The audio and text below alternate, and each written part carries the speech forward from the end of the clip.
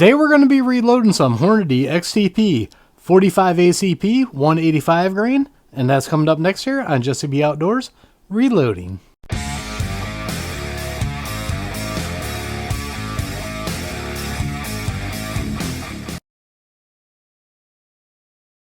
Welcome back everybody, and don't forget to like, share, and subscribe, hit that notification bell, leave a comment down below if you like videos like this. Well, I'd like to say, I think this is the first time on video I'm doing 45acp on the Dillon 550C with this setup. I think the only setup I've done a video on so far, I actually had a lead powder measure because I didn't have all my dies yet for my Dillon press. So what we're doing in this video, we're loading up some 185 grain 45acp XTPs here. You can see the info right there. Now, we will not be shooting these on the channel or anything at all. I'm actually making these for my wife's uncle, and I said, hey, I might as well make a video while I'm doing it, so I'm bringing you guys along. So let's bring that camera here, and I'll show you everything I'm using. Of course, for bullets, we're using the 185 grain Hornady XTP bullets, which these are hollow points here. For primers, what we're going to be using today is going to be CCI large pistol primers. For powder, we're going to be doing HS6. I've actually never used HS6, but he gave me a jar of powder and said this is what I wanted them used with, so that's what we're using on that. And then for brass, we are just using mixed range brass here that's been cleaned. So that's everything we're using. Let's go ahead and get loading. Alright, let's get started here. Once again, what we normally do is go over the first one going around, because I like the newbies to know in case they don't know anything about the Dillon 550C here. What we got in the first station here is we got our sizing decapping die, and the one I'm using for this is going to be the RCBS. So you want to go down, resize it, decap it. These are already decapped, so I don't have to worry about that. And then when you go forward, you want to push forward all the way to set the primer in it, and you can see we got our primer in there now. So now what we're going to do is we're going to come over here to the expanding and powder die. Reason why we got to expand it, I'll show you guys once again. The bullet will not go in there and will not fit unless we expand that. Now also what I'm going to do right now is I'm going to put this on here, and I double checked my powder charge before the video, but I always like doing it once again when I start the video just to make sure it's where I want to be at. Now, because this ain't a load for me and I've never done it before, I'm kind of making these up for my wife's uncle. I'm not giving you any of the data off of it just for that reason. But we're going to go up here, get our powder charge. Then we're going to seat the primer in the one in the first station. We're going to put it on here. And it looks like it is a tad bit high. So what I'm going to do again is I'm going to take the one out of the first station. That's where I like the Dillon 550C. We're going to double check it again, just to make sure it's where we want it to be at. Alright, now on that charge we're good. So I'm going to put that back in. You got these locator pins on the Dillons. That's very nice to remove them. We're going to pop that back in. Pop that in, and then we're going to go over to the next die. The next die is going to be the bullet seating and crimp die. I only got it set up to seat the bullet because I crimped my bullet in the last one. Now the powder die, of course, is Dillon. Now we're back to an RCBS seating die. And then on the last one here, I have a Lee Factory crimp die. So we're going to get this in here and we're going to seat that bullet. Push forward again to set that primer. And now that first one is in the final station. That is going to be the crimp die. And like I said, I'm using the Lee Factory crimp die. And we got our first round made up here. And check that little beauty out right there. That's very nice. What I like to do is I like to do a plunk test. I got my 1911 barrel here. This is only 45 ACP I have. You can see it drops in. Love that plunk sound. Drops right out. Put it in again, and you should be able to spin it, and it won't hit any of the rifling, and that's how you know you got the right overall length. And that's another reason why I'm not giving you my data, because this barrel here is all in my Ruger SR 1911, and I always got to seat it shorter, so therefore when you're seating shorter, you got to watch your powder charge and back it off, and that's why I'm not giving you guys no info. He's not using these in a 1911, but this is the only thing I got the plunk test with, so that's the overall length he's getting on it. So now we're just going to keep rolling here. And what I'm going to do is I'm just going to set it up here because you guys like hearing the press. And I'm going to be quiet a little bit and make some of these rounds up.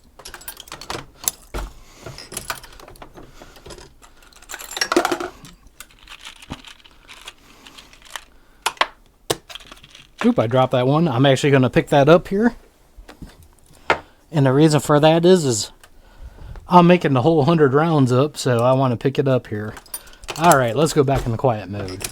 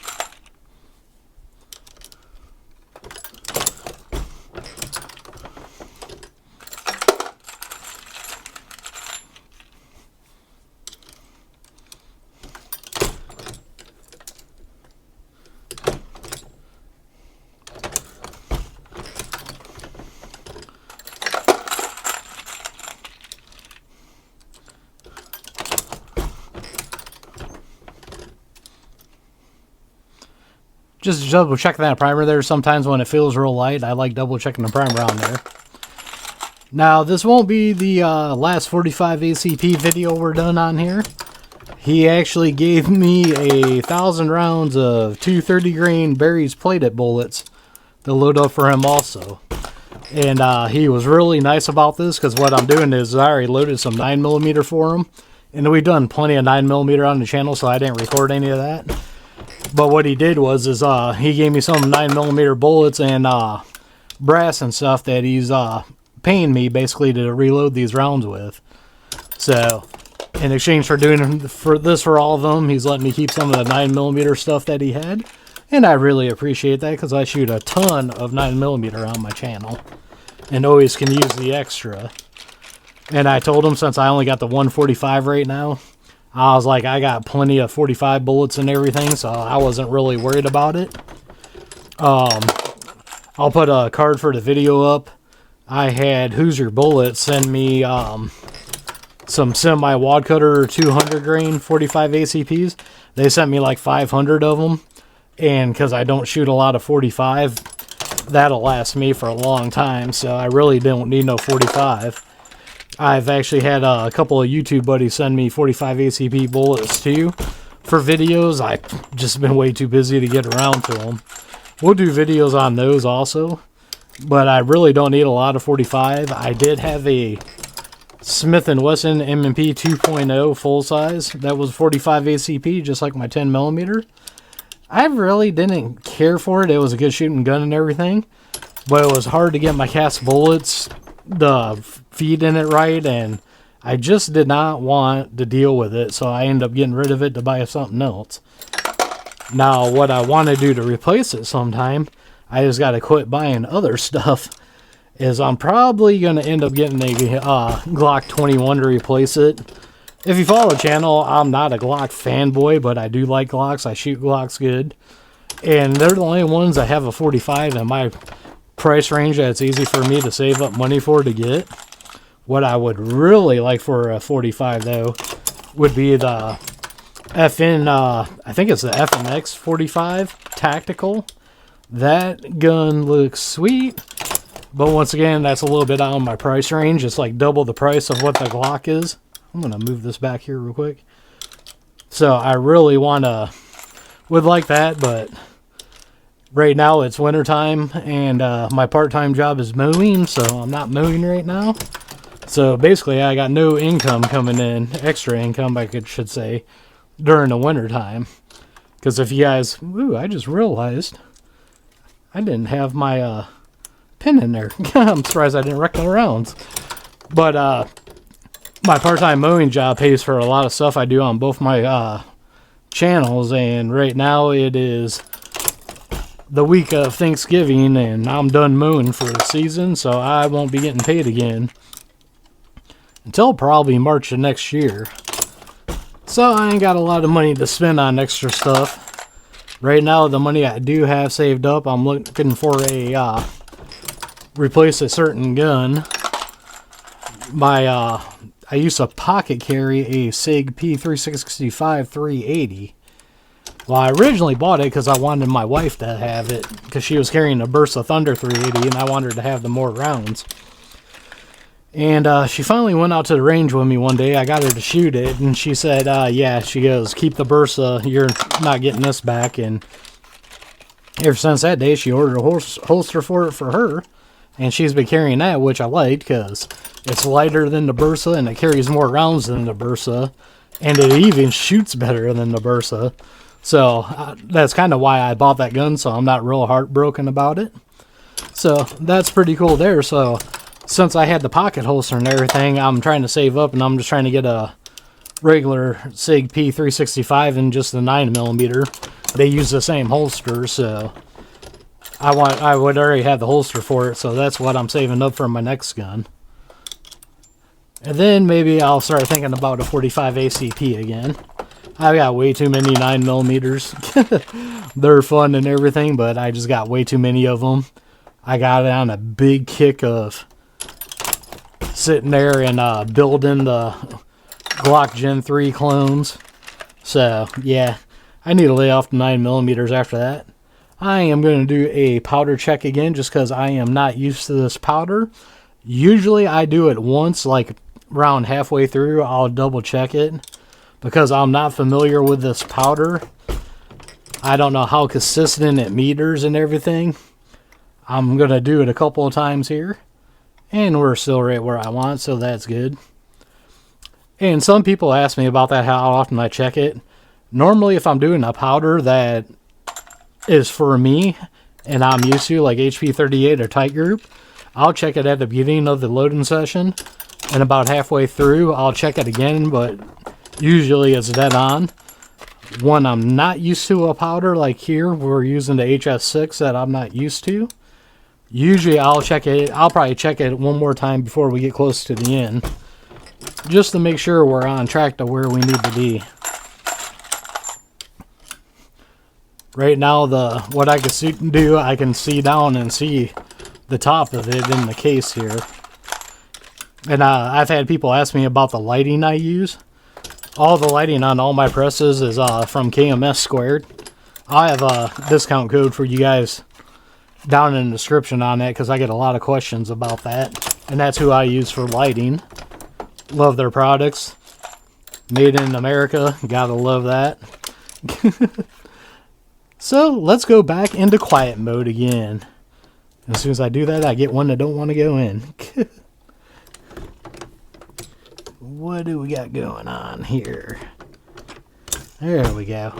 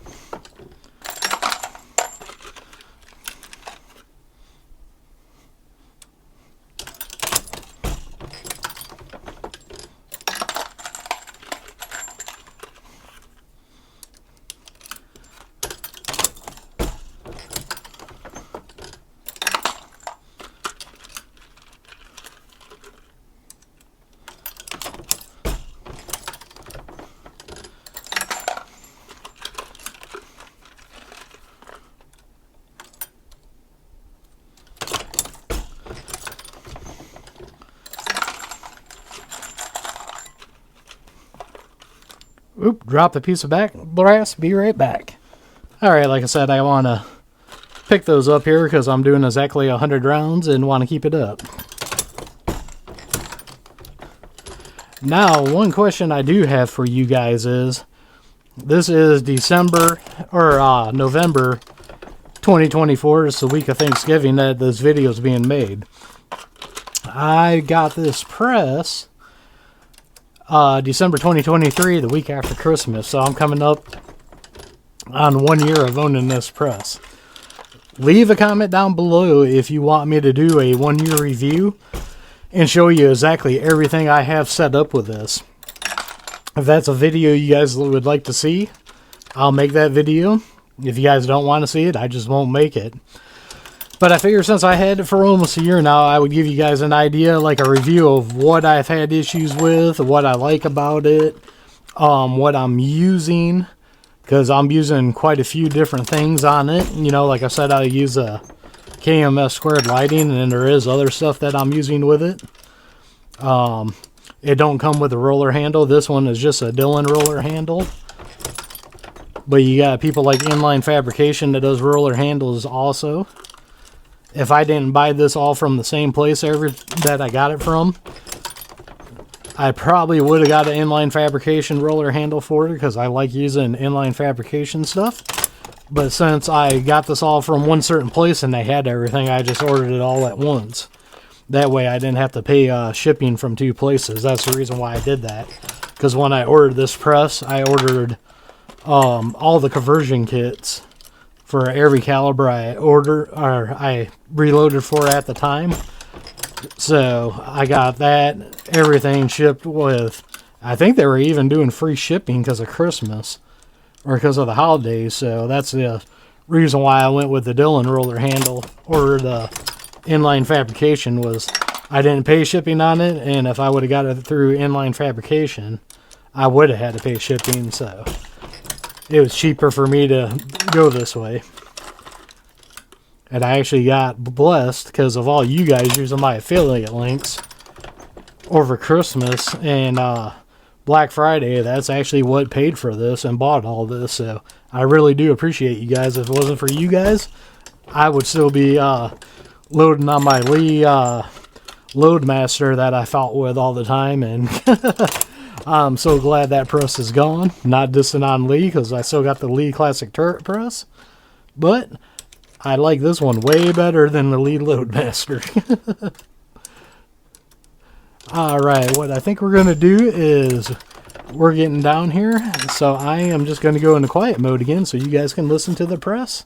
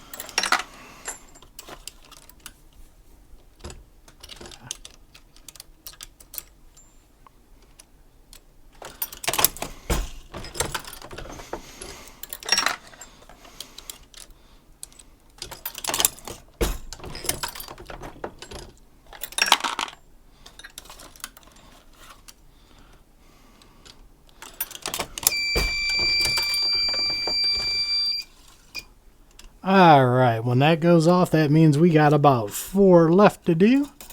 Put my rod back down in there. One time I forgot to do that and then wondered why I wasn't getting no primers. That happens here sometimes. One thing I really like about reloading 45 ACP is the bigger brass and bullets to grab a hold of. My hands are getting bad from my muscle disease, and that makes it so much easier to grab these. Alright. So it looks like I have got 1 piece of brass left. And it looks like everything was counted right. These bullets were open, so I wasn't sure. I was hoping there was 100 in there because they were open. And we are on there. Because I've got 2 pieces of brass left. And I got 2 bullets left. So here's the last one coming around. And you can see how quick it was to make that 45 ACP. And there's 145 ACP, and like I said, I use a lot from Inline Fabrication. I like their bend ends on these. Those are also very nice to use. Back up on top and finish this video out. So I hope you guys enjoyed this video of loading some of these Hornady XTP 45 ACP bullets up on the Dillon 550C. Hopefully my wife's uncle will enjoy these bullets. I'm sure he will. I think he said he's got 2 45s. I think one of them was a Glock 21 and another one I think was an XDM or something. I'm not real sure of what all guns he has, but I hope he enjoys these. And like I said, it was a reason to make another video for you guys, so I appreciate that from him. So the next thing I'm going to do now is I'm going to swap my seating die over, get it set up for round nose, and the next video you'll see, we'll load up some 45 ACP berries plated bullets on the Dillon 550C. So as always, don't forget to check the links out down below. Down there I have links to Axil hearing protection, Gators eyewear, and a bunch of other companies I like dealing with. Some of them got discount codes to save you guys money. Others are affiliate accounts that do help out the channel. So don't forget to like, share, and subscribe. Hit that notification bell. Leave a comment down below. We are One Nation Under God, and I'll see you all on the next one.